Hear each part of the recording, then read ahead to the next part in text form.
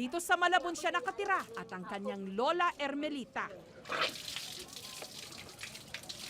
Sabi ko, kailangan kasi po, malinis araw-araw kasi binata na siya. Kaya sabihin mo may kapinsanan ka, kung malinis naman, di ba ho?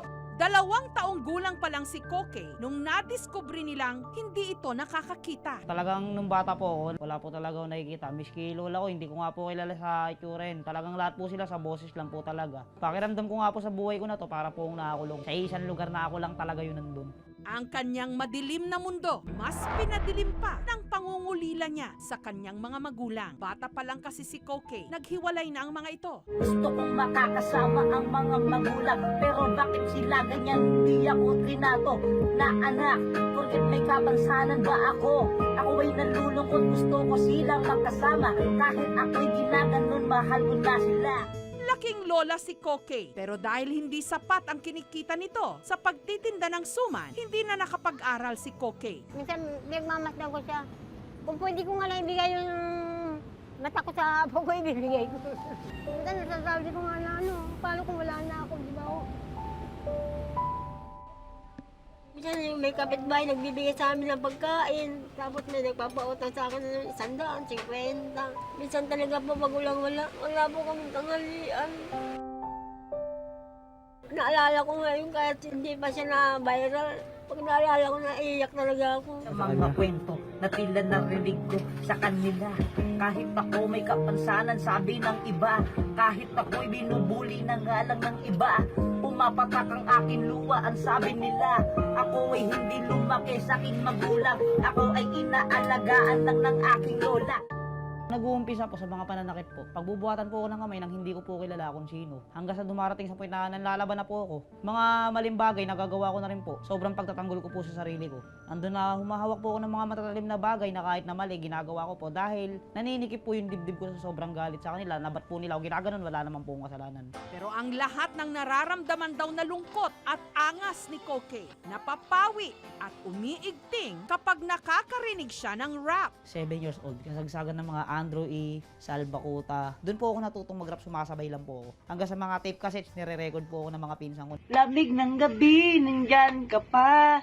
Kung sakali mang umiiyak ka na, karamay mo ako, nandito lang ako, lagi sa tabi mo. Bakit ba ang dami mong tanong, anak? Gusto mo na bang malaman din ang lahat? Hanggang napagtanto niya, meron siyang talento sa pagkukwento at pagtutugma. Nagsimula po akong gumawa, ito nga po 2013. Nagsimula na po ako mag-compose ng rap. Magaling kayong gumawa ng kwento na hindi totoo. Kayo ba ang basher ko? Lalakas na mga tama nyo kasi walang pumapansin. Asa mga katulad nyo. Doon ko po na talaga na mukhang dito ako papunta. Ito na lang gagawin ko. Okay, iwala ka lang sa iyong sarili. Kahit may kapansanan ka, ikaw ay titindi. Sa pagrarap talaga ikay hinasa ng mga tao tila mayroon ng lubasa. Sa atin dumarating puso, tila ito ay iniwasan ko, ito ang gusto ko. Nangako po sa sarili ko na sa pagiging rapper ko po, talagang dala ko na po yung inspirasyon ko na po lahat ng nangyari. At higit sa lahat, gusto ko rin mamulat yung mga gaya kong may kapansanan. Sa ganitong paraan, nakamit niya ang inaasam niyang respeto. Masaludo po kami sa kanya. Tuwan-tuwa po kami sa kanya nung nag-trendy po siya. Marami nang nakakilala sa kanya po. Pero taong 2016, nakulong ang kanyang ina. Natuto akong gumamit ng droga, tapos nagtinda. Kasi wala naman talaga kaming hanap buhay. Wala akong pagkukunan. Parang sunod-sunod ang mga pagsubok. Noon namang sumunod na taon, bigla na lang nawalan ng malay si Koke. Masalimuot po kasi pangyayari yan eh. Parang nasa isang madilim na lugar ako at may 2 matandang umaano sa akin. Halika na, sumama ka na sa akin. Binubuli ka lang dun. Huwag mo siyang kunin. Meron pa siyang kabutihan pwedeng gawin. Parang yun nga yung sinasabi na binitawan na po yung kaluluwa ko ng matanda na yun. Yung sino man yun. Nagising na lang po ako, nandun ako. Sa lahat ng kanyang pinagdaanan, nabuo ang kanyang freestyle rap na pinamagatang Rap Kalungkutan. Sa mga kwento na tila narinig ko sa kanila. Kahit ako may kapansanan, sabi ng iba. Kahit ako'y binubuli na nga lang ng iba. pumapatak ang aking luwa. Ang sabi nila, di ako makapaniwala na ako'y may kapansanan. Tila tumulo ang luha ko nang di ko namalayan. O bakit ba? Tinatanong ko ang Diyos, bakit ganito ang kalagayan ko? Binigay mo sa akin tapos ba? Sabi mo sa akin, ako ay iyong gagabayan. Hindi mo ko papabayaan magpakailanman. Ang kalungkutan sa aking isipan. Salamat ka pala sa aking kaibigan. Tila isang gabi na lang ang nalalabi sa aking kalungkutan. Ako'y mapupunta na sa kasiyahan.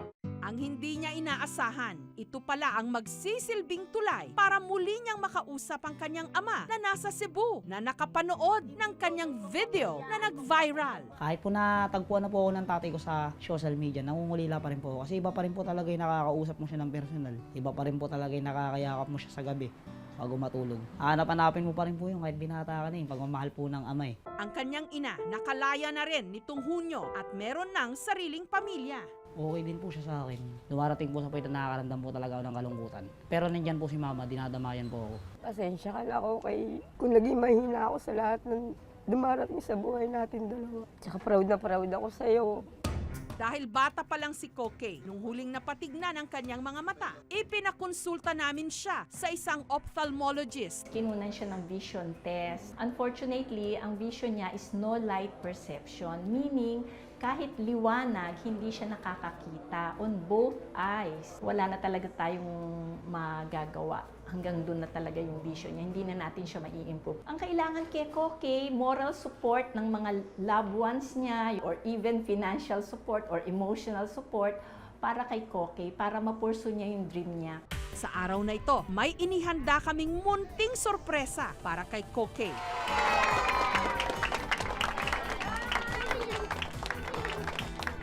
Sobrang saya po. Nakakabuhay po ng dugo at puso. Maraming salamat sa KMJS sa mga nag-post ng video ko, mga nag-like, nag-share. At syempre, meron kaming munting regalo para sa kanya. Bagay na magagamit niya sa kanyang pag-rap. Di po mamaniwala, akala ko nananaginip lang ako, yung panaginip ko, totoo na po pala talaga. Ito na po yung talent na habang buhay ko hindi ko na po mabayaran. Binigyan din namin si Lola Ermelita ng munting pagkakakitaan. Pagkasalamat din po ako ng marami pong tumulong sa amin, DMA. Sana po marami pa kayo matulungan. Mahal na mahal ko po yan. Yun nga sabi ko eh. Pero kung masakitan, hindi ko pinawawala. Yung mga apo ko iba, nagsisilos. Bakit lagi ko lang inaano si Koke? Sabi ko, sana maintindihan nyo si Koke, yung pinsan nyo. Okay, tiwala ka lang sa iyong sarili. Kahit may kapansanan ka, ikaw ay titindi.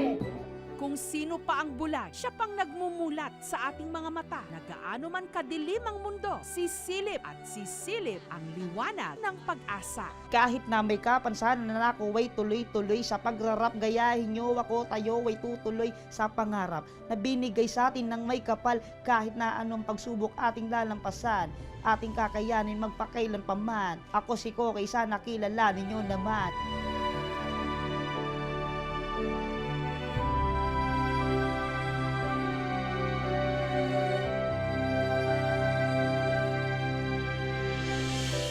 Na-inspire ho ba kayo sa kwento ni Koke? Tweet na gamit ang hashtag KMJS. Mga kapuso, kung nagustuhan niyo po ang videong ito, subscribe na sa GMA Public Affairs YouTube channel. And don't forget to hit the bell button for our latest updates.